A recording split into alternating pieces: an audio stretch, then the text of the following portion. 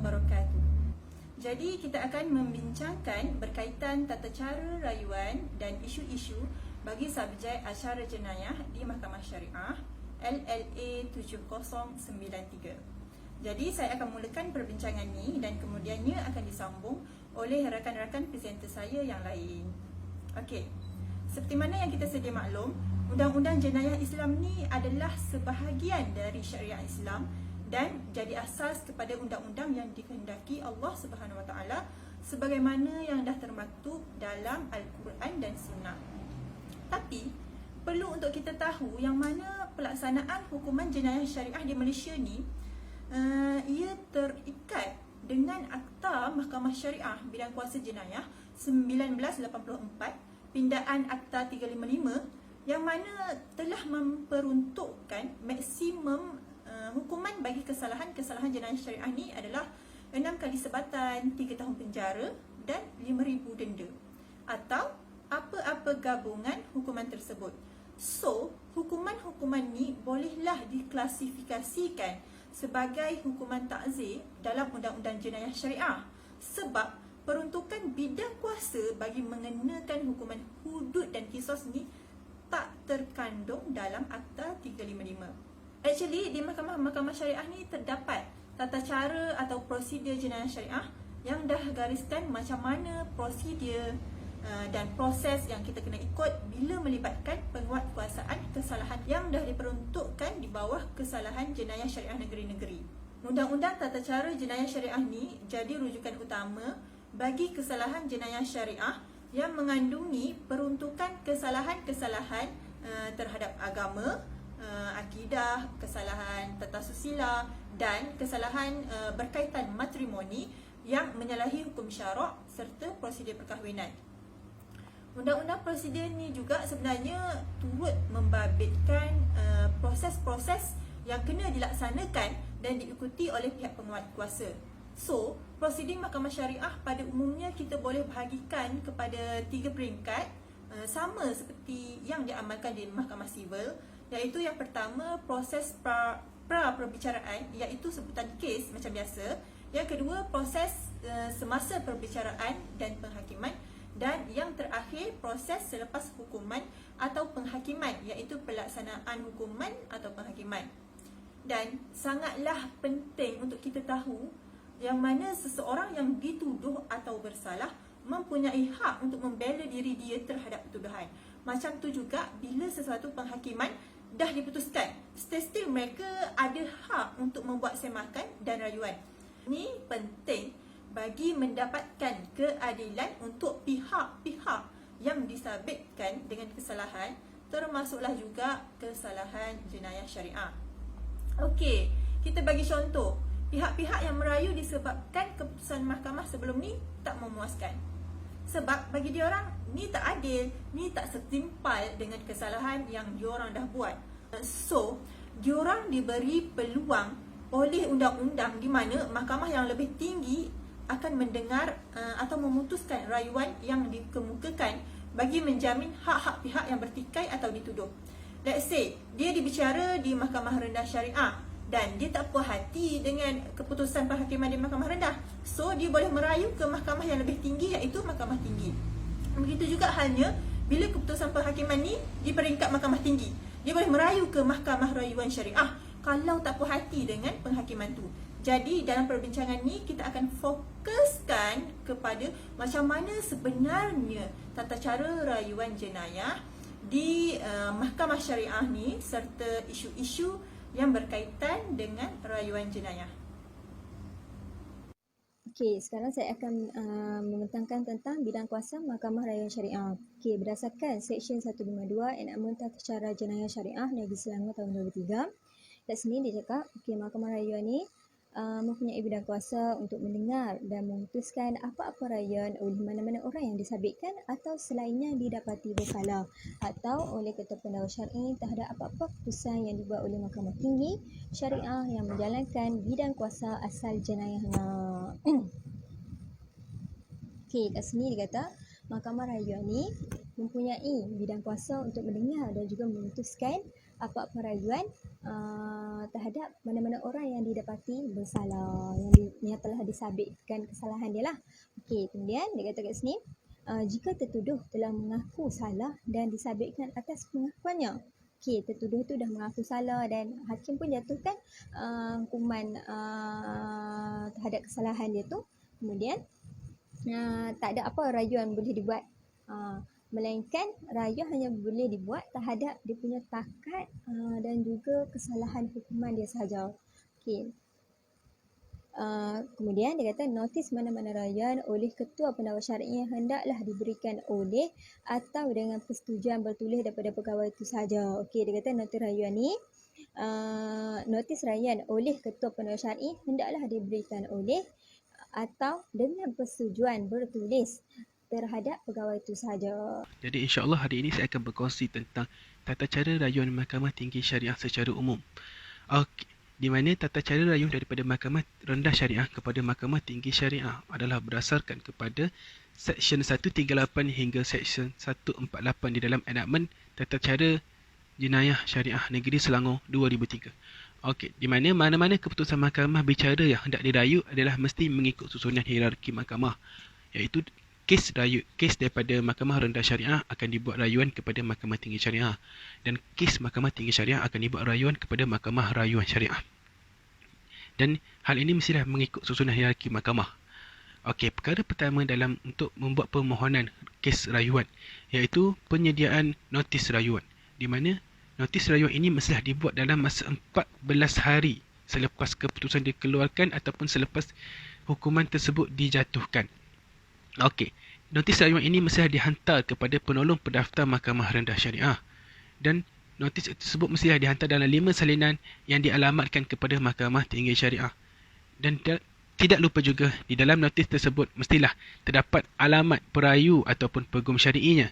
Kerana apabila sesuatu notis rayuan telah dimasukkan, Mahkamah Rendah Syariah yang telah menjatuhkan hukuman hendaklah membuat suatu salinan bertanda tangan bagi alasan penghakiman keputusan tersebut dan dihantar kepada perayu ataupun peguam syar'inya.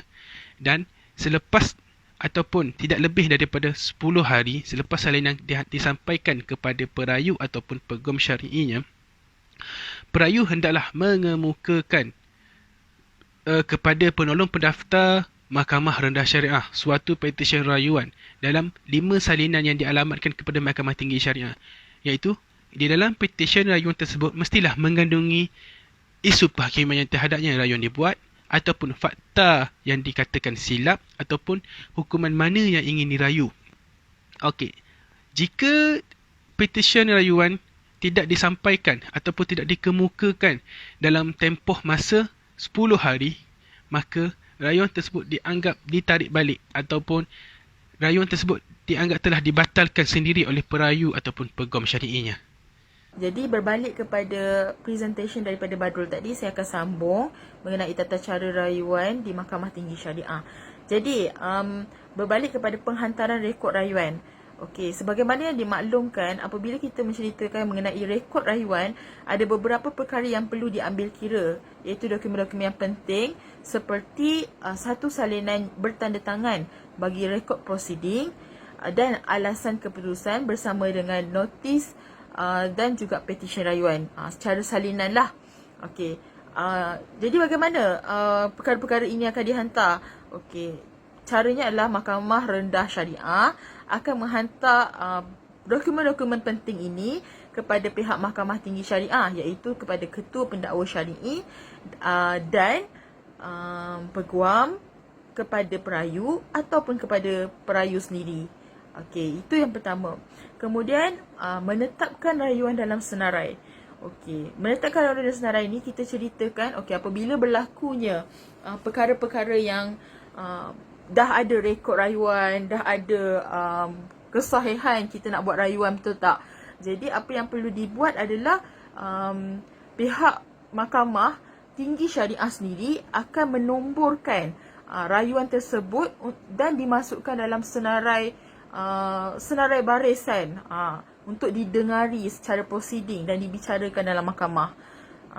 Jadi ianya akan diterimalah sebab bila kita dah nomborkan, bermakna rayuan kita akan didengar. Okey. Kemudian tata cara pada pendengaran. Okey, apabila tibanya masa untuk mendengar rayuan, perayu hendaklah diberi peluang terlebih dahulu. Untuk apa? Untuk menceritakan, untuk memastikan rayuan tersebut disokong oleh dirinya sendiri, bahawa dia memang betul-betul mahu merayu. Jadi kemudiannya barulah responden tu boleh didengar pula apa view of daripada pihak responden. Adakah benda ni boleh mendatangkan perubahan pada keputusan mahkamah ataupun tidak. Okey, jadi bila dia masuk dalam tempoh rayuan ni, kedua-dua pihak akan berada dalam keadaan yang adil, iaitu hakim akan dengar daripada kedua-dua pihak, sama ada pihak perayu ataupun pihak responden, kedua-duanya hakim akan dengar. Okay, antara buktinya kan, antara satu daripada perkara yang penting apabila kita cakap dalam tata cara pendengaran ni adalah apabila salah seorang daripada kedua belah pihak tu tidak hadir, maka prosiding tidak boleh diteruskan. Maksudnya kita kena tunggu sama ada dua-dua hadir, barulah kita akan dengar, supaya ianya akan memberikan kesan yang lebih adil. Maksudnya imbangan kepada keputusan itu adil. Okey. Seterusnya kita lihat kepada ketidakhadiran responden. Okey, seperti yang saya cakap sebentar tadi lah. Okey, jika pada pendengar rayuan itu responden tidak hadir, maka mahkamah tidak boleh membuat apa-apa perintah dalam perkara rayuan itu yang akan memudaratkan responden. Maksudnya responden kena hadir juga, tapi hendaklah menangguhkan pendengar rayuan itu ke suatu hari yang lain pada masa hadapan dengan kehadiran responden. Macam saya cakap tadi lah, kalau anda kata dalam prosiding pembicaraan tu responden tak ada, tidak hadir, maka tak adil lah untuk terus membuat keputusan. Jadi kena tunggu kedua-dua belah pihak hadir, perayu dan responden kena hadir juga. Barulah boleh buat keputusan. Okey. Kemudian kita teruskan kepada keputusan mengenai rayuan. Okey. Keputusan mengenai rayuan ada 3 perkara. Okey.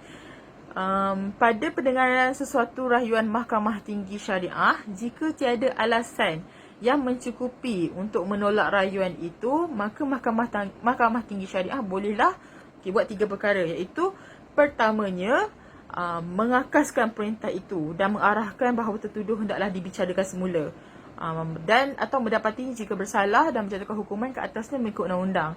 Okey, sama ada dia arahkan baliklah perbicaraan tu diuruskan semula. Maksudnya ada kekeliruan lagi ke, rasa macam memerlukan masa lagi, okey, kita akan ada prosiding baru. Bukan prosiding baru, maksudnya kita akan tangguh, okey.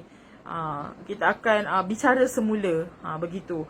Keduanya, mengakaskan hukuman itu dan membebaskan atau melepaskan tertuduh atau memerintahkan supaya dibicarakan semula. Macam tadilah, sama ada yang pertama tadi, dia hanya dibicarakan semula, ataupun dia jatuhkan kesalahan sedia ada, terus jatuh je. Okay, yang kedua tadi tu, yang kedua ni sama ada dia membebaskan, okay, maksudnya tak ada kesalahan pun rupanya, ataupun dia melepaskan, ataupun dia memerintahkan untuk dibicarakan semula. Maksud masih ada lagi kekeliruan yang perlu untuk dibicarakan. Dan yang terakhir sekali, sama ada mengekalkan hukuman, ataupun mengurangkan, ataupun menambahkan hukuman. Maksudnya mungkin yang pertama tadi tak puas hati, kena penjara 3 tahun. Jadi bila dah buat rayuan, dapatlah penjara setahun je, contohnya. Jadi itu adalah salah satu daripada keputusan mengenai rayuan dalam tata cara rayuan Mahkamah Tinggi Syariah. Dan akhir sekali, dalam cara penghakiman, apabila tamatnya pendengar rayuan, Mahkamah Tinggi Syariah hendaklah sama ada dengan serta-merta atau pada satu tarikh yang ditetapkan, menyampaikan penghakiman di dalam mahkamah terbuka. Maknanya, contoh bila kita dah ada satu kes baru kan.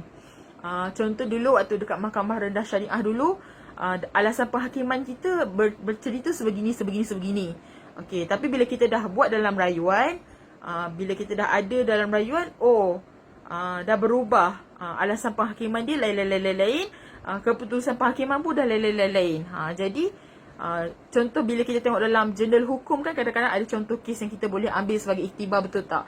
Jadi benda itulah yang akan mengubah keputusan. Okay, maksudnya yang kita akan guna pakai keputusan tu adalah keputusan yang paling latest, iaitu keputusan dalam mahkamah rayuan. Jadi konklusinya begitulah tata cara rayuan di Mahkamah Tinggi Syariah. Okey, baiklah. InsyaAllah saya akan menerangkan berkenaan dengan tata cara dan prosedur bagi kes rayuan jenayah syariah di Mahkamah Rayuan Syariah.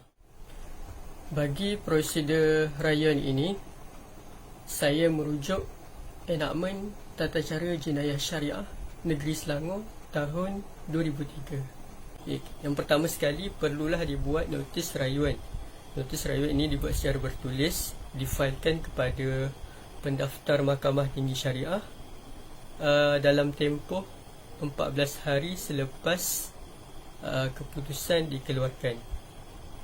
Okey, seterusnya rekod proceeding. Sekiranya hakim belum menulis penghakimannya,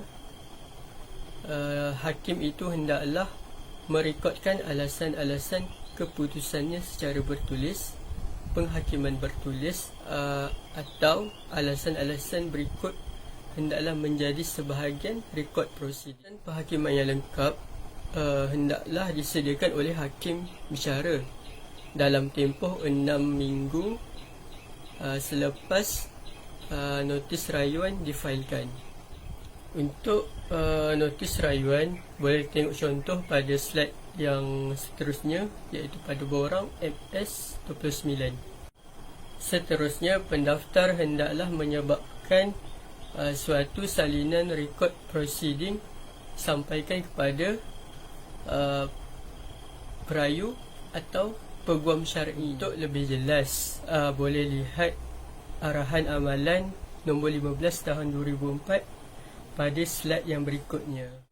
Untuk proses selanjutnya, perayu hendaklah memfailkan suatu petisyen rayuan dan 5 salinannya kepada pendaftar Mahkamah Tinggi Syariah, yang mana ia perlulah dialamatkan kepada Mahkamah Rayuan Syariah.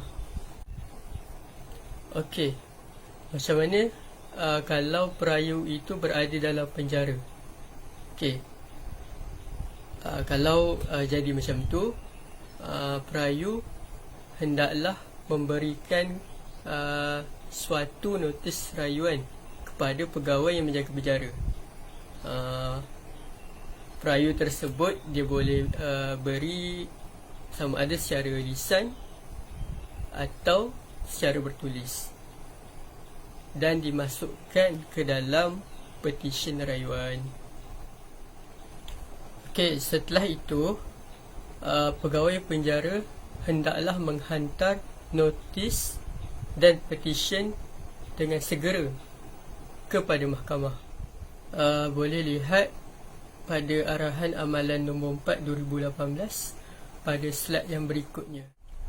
Untuk proses seterusnya adalah penyerahan rekod kepada Mahkamah Rayuan Syariah, iaitu pendaftar Mahkamah Tinggi Syariah hendaklah dengan segera menghantar 4 salinan notis dan petisyen rayuan kepada Mahkamah Rayuan Syariah, yang mana penyerahan rekod rayuan hendaklah diserahkan dalam tempoh 30 hari selepas penerimaan petisyen rayuan.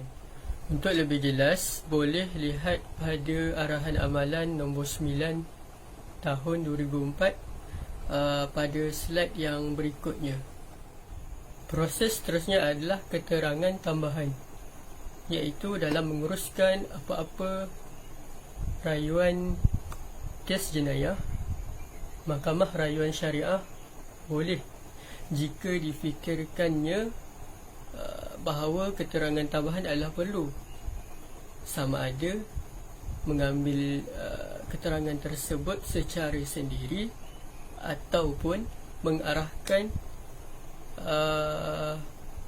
mahkamah perbicaraan untuk mengambil keterangan tersebut. Proses yang terakhir adalah proses penghakiman. Apabila tamat pendengaran apa-apa rayuan, maka Mahkamah Rayuan Syariah dengan serta-merta boleh membuat proses penghakiman atau menetapkan pada suatu tarikh yang lain, yang mana perlu dibuat suatu notis untuk diserahkan kepada pihak-pihak rayuan. Setelah kes diputuskan, maka ketua pendaftar atau pendaftar mahkamah yang mendengar rayuan hendaklah memaklumkan secara bertulis mana-mana keputusan kepada mahkamah dalam tempoh 7 hari selepas tarikh keputusan dikeluarkan. Untuk lebih jelas, boleh lihat Arahan Amalan nombor 11 tahun 2004. Seterusnya penghakiman. Apabila tamat pendengaran apa-apa rayuan, Mahkamah Rayuan Syariah hendaklah sama ada dengan serta-merta atau kemudiannya pada satu tarikh yang ditetapkan bagi maksud itu yang notis mengenainya hendaklah diberikan kepada pihak-pihak dalam rayuan itu, menyampaikan penghakiman di dalam mahkamah terbuka. Okey, waktu penghakiman ni selepas habis perbicaraan pendengaran kes rayuan ni, okey, pada tarikh tu ataupun pada hari yang sama perbicaraan ataupun pada tarikh akan datang, bergantung pada hakim sendiri. Okey, keputusan hendaklah diberikan di mahkamah terbuka. Secara terbuka lah penghakiman tu akan diberikan oleh hakim. Kemudian dia kata apabila kes yang telah dirayu diputuskan, tanggungjawab ketua pendaftar atau pendaftar mahkamah yang mendengar rayuan hendaklah memaklumkan secara bertulis mana-mana keputusan rayuan yang mana-mana keputusan kes rayuan kepada mahkamah yang keputusannya dirayu dalam masa 7 hari dari tarikh keputusan dikeluarkan. Okey, apabila kes yang dirayu itu telah diputuskan, jadinya kes yang dirayu itu telah diputuskan, okey, tanggungjawab ketua pendaftar ni ataupun pendaftar mahkamah tu dia hendaklah keluarkan penghakiman secara bertulis dalam tempoh 7 hari untuk diberikan kepada pihak-pihak. Okey, kat sini kita boleh rujuk Arahan Amalan nombor 11 tahun 2004 mengenai iaitu pemakluman keputusan kes rayuan. Kes tu ada lah. Dia kata dalam tempoh 7 hari kena keluarkan perintah lah secara bertulis. Okey, seterusnya mengenai persoalan yang dikhaskan untuk Mahkamah Rayuan Syariah. Okey, kat sini saya terangkan seksyen lah. Seksyen kita boleh rujuk seksyen 166 Enakmen Tata Cara Jenayah Syariah Negeri Selangor tahun 2003. Okey, kat dalam seksyen ni secara ringkasnya ianya adalah berkaitan dengan kes jenayah yang telah didengar di Mahkamah Tinggi, dan hakim Mahkamah Tinggi ni dia ni merasakan ada isu yang perlu diputuskan oleh Mahkamah Rayuan. Okey, contoh kes persetubuhan nikah. Kes ni adalah di bawah bidang kuasa awalan Mahkamah Tinggi iaitu original jurisdiction. Okey, dalam seksyen ni dia kata kes tu didengar kes jenayah tu didengar di Mahkamah Tinggi Syariah. Kemudian hakim Mahkamah Tinggi ni merasakan ada isu yang perlu yang perlu merasakan ada satu isu yang perlu untuk dia ni minta pertolongan daripada hakim Mahkamah Rayuan Syariah. So hakim Mahkamah Rayuan Syariah dia akan masuk campurlah dalam isu kes tersebut. Okey, melainkan itu kalau ada permintaan daripada hakim Mahkamah Tinggi. Kalau tak ada apa-apa permintaan daripada hakim Mahkamah Tinggi, so hakim Mahkamah Rayuan ni dia tak boleh campur. Okey, oleh itu kat sini ditulis Mahkamah Rayuan tidak boleh mendengar kes tersebut melainkan ada rayuan dari pihak yang terkilan sahaja. Hakim Mahkamah Tinggi yang mendengar kes itu merasakan ada keperluan untuk hakim Mahkamah Rayuan untuk campur dalam kes itu, macam saya cakap tadi. Okey, kat sini kata kalau hakim Mahkamah Tinggi tu dia ni tak minta bantuan daripada hakim Mahkamah Rayuan untuk buat keputusan, so hakim Mahkamah Rayuan ni tak boleh masuk campur dalam kes tersebut, melainkan ada rayuan daripada pihak tersebut barulah dia boleh masuk campur lah. Okay.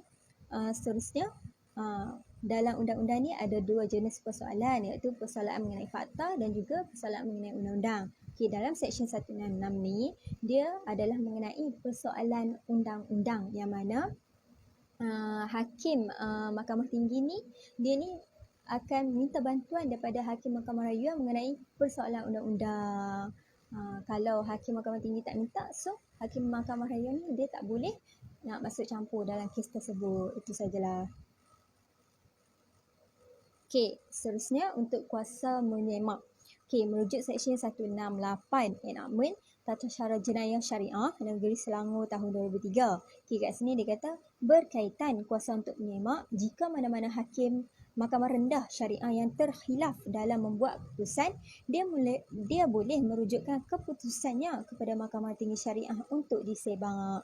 Manakala hakim Mahkamah Tinggi Syariah yang terkhilaf dalam keputusannya pula, dia boleh merujuk kepada Mahkamah Rayuan Syariah. Okey, dalam kuasa untuk menyemak ni dia kata, okey, contoh kalau hakim Mahkamah Rendah dia ni terkhilaf dalam keputusan dia ni akan boleh bawa merujuk keputusan dia tu ke Mahkamah Tinggi Syariah.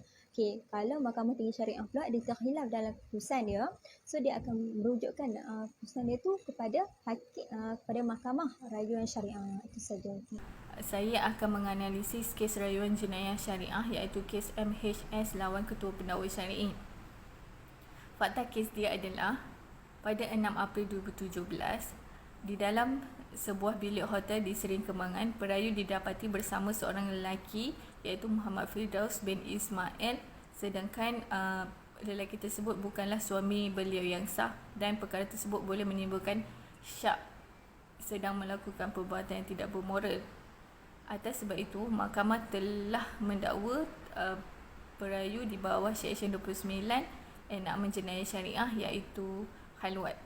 Pada 28 September 2017 pula, perayu telah membuat pengakuan salah dan pihak mahkamah telah berpuas hati dengan pertuduhan, fakta-fakta kes dan mahkamah juga telah mendengar mitigasi daripada pihak perayu. Mahkamah telah mensabitkan kesalahan ke atas perayu dan memerintahkan perayu ditahan di Baitul Ihsan selama 6 bulan.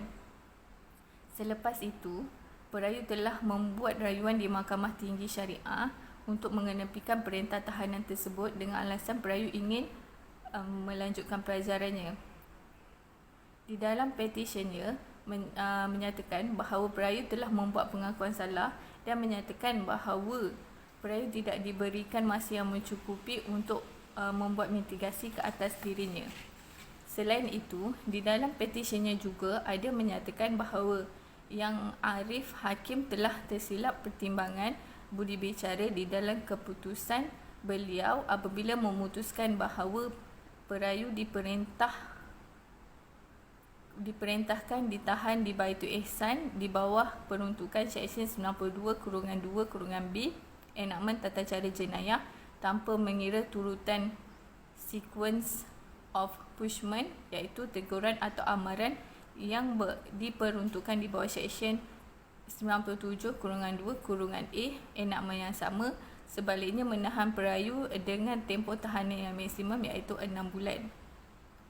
Di samping itu juga, mahkamah mengambil kira faktor umur perayu yang masih muda iaitu baru berumur 19 tahun dan kesalahan tersebut adalah kesalahan pertama perayu. Keputusannya, rayuan perayu diterima dan perintah atau keputusan mahkamah terdahulu diketepikan.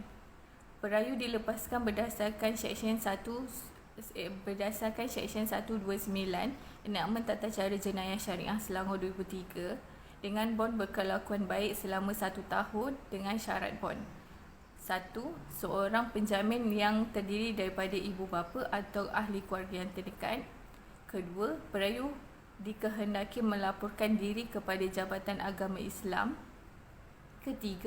Perayu dikehendaki melaporkan diri kepada pihak agama Islam seberapa segera yang mungkin melaksanakan kelas bimbingan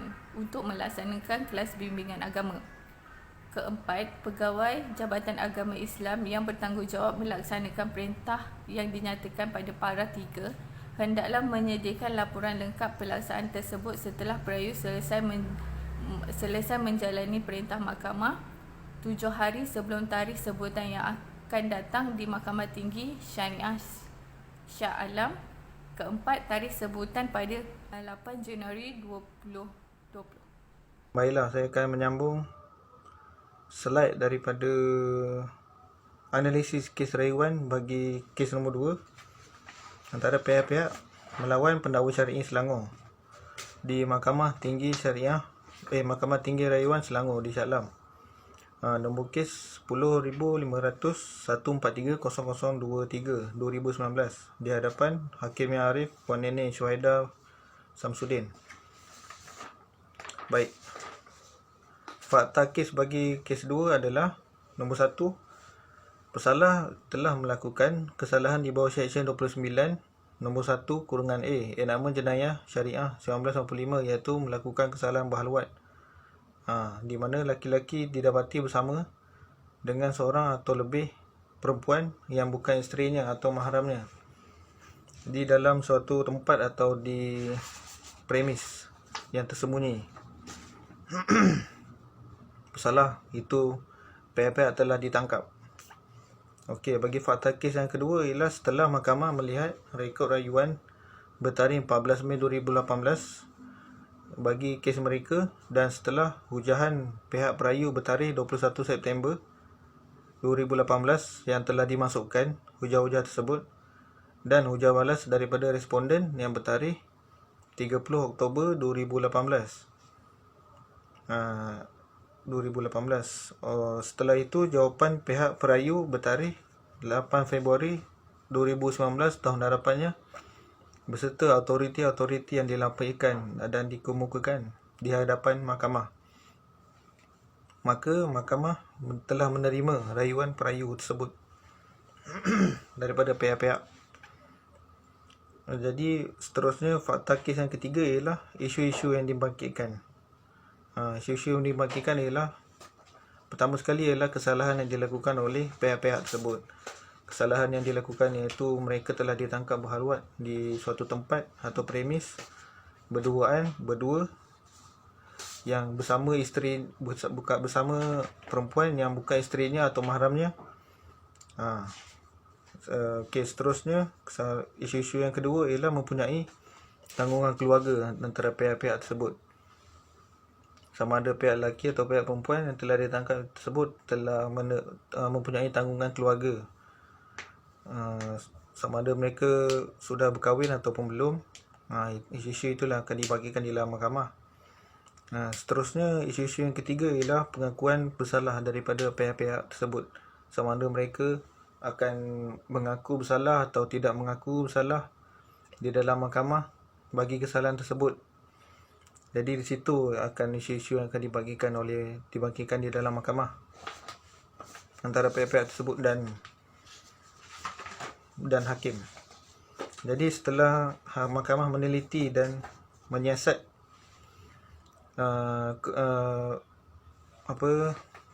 rayuan daripada pihak-pihak, mahkamah telah keputusan dan penghakiman rayuan perayu wajar dibenarkan dengan pindaan terhadap hukuman yang dijatuhkan terhadap perayu dengan pengubahsuaian hukuman denda 3,000 atau penjara 2 bulan jika gagal membayar denda.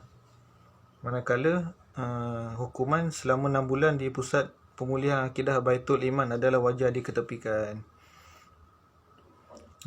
Itu adalah keputusan yang diputuskan oleh mahkamah setelah menerima rayuan daripada perayu daripada pihak-pihak tersebut untuk keputusan yang terakhirnya. Jadi saya akan teruskan dengan bahagian pandangan dan cadangan. Jadi pandangan kami dalam kajian ringkas kami tentang tata cara rayuan dan isu-isu adalah menubuhkan mahkamah rayuan khas negeri-negeri dan juga wilayah-wilayah persekutuan. Pandangan ini selarilah dengan Presiden PJSM sekarang ni yang memang tengah mencadangkan agar mahkamah rayuan khas ditubuhkan. Hal ini kerana masalah di sekarang, kes pada peringkat Mahkamah Rendah Syariah dapat dirujuk balik bagi pihak yang tidak berpuas hati oleh perayu sebanyak 2 kali, manakala kes yang diputuskan pada peringkat mahkamah tinggi hanya dapat dirujuk ataupun dirayu pada peringkat mahkamah rayuan sekali sahaja. Maksudnya sebab bidang kuasa berlainan, maka peluang yang perayu dapat tu tak sama. Jadi Presiden PJSM Musa Awang telah pun mencadangkan agar dibangunkan sebuah mahkamah rayuan khas lah. Bila ada mahkamah rayuan khas pada peringkat negeri-negeri dan juga wilayah persekutuan, maka akan memberi peluang kepada pihak yang tidak berpuas hati untuk mendapatkan keadilan dan satu lagi dapat selaraskan undang-undang syariah di Malaysia. Berkaitan dengan bidang kuasa dia adalah untuk memutuskan rayuan ataupun semakan terhadap keputusan mahkamah rayuan negeri-negeri. Berhubung soalan serta rujukan berhubung persoalan undang-undang berkepentingan awam dan konflik bidang kuasa. Kesimpulannya, kita dapati proses rayuan mempunyai kepentingan yang signifikan terhadap pesalah yang telah dijatuhkan hukuman oleh YA Hakim Bicara yang bertanggungjawab lah. Ini kerana YA Hakim Bicara pun seorang insan yang berkemungkinan melakukan kesalahan dalam keputusannya. Jadi hukuman yang tidak adil tidak menyampaikan tujuan perbicaraan kepada maksudnya, iaitu untuk mengajar, mencegah pemulihan dan juga pendidikan. Hukuman yang melampau boleh memberi gambaran bahawa mahkamah syariah tidak adil, maksudnya gambaran negatif terhadap mahkamah syariah dalam melaksanakan hukuman ke atas pesalah sekaligus gagal membentuk masyarakat yang sejahtera. Sekian, wabillahi taufiq wal hidayah. Wassalamualaikum warahmatullahi wabarakatuh.